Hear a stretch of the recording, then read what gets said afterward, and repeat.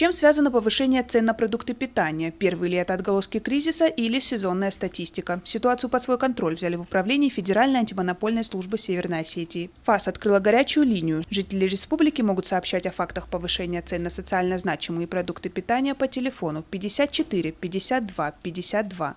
В настоящее время ведется мониторинг хозсубъектов, которые занимаются мелкооптовой торговлей. И если рост цен окажется необоснованным, то предприятие может грозить штраф. По каждому виду продукта есть своя динамика. То есть какой-то продукт дорожает больше, какой-то продукт меньше. Есть продукты, которые наоборот упали в цене у нас. То есть те продукты, которые носят сезонный характер, они повышались.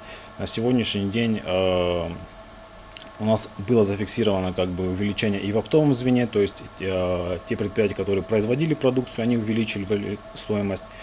Также есть предприятия, которые, допустим, уже непосредственно в торговой сети повышали стоимость. Мы сейчас как раз-таки проводим работу по выявлению необоснованного роста, и, как я уже говорил, в случае установления этого будем принимать соответствующие меры. На сегодняшний день Североостинская УФАС ни разу не возбуждала уголовных дел по причине отсутствия монополиста на внутреннем рынке. По результатам мониторинга хозсубъектов и поступающих жалоб управлением службы в ближайшее время будут предприняты меры антимонопольного характера. Фатима Макиева, Заур Цеов, Осетия ТВ.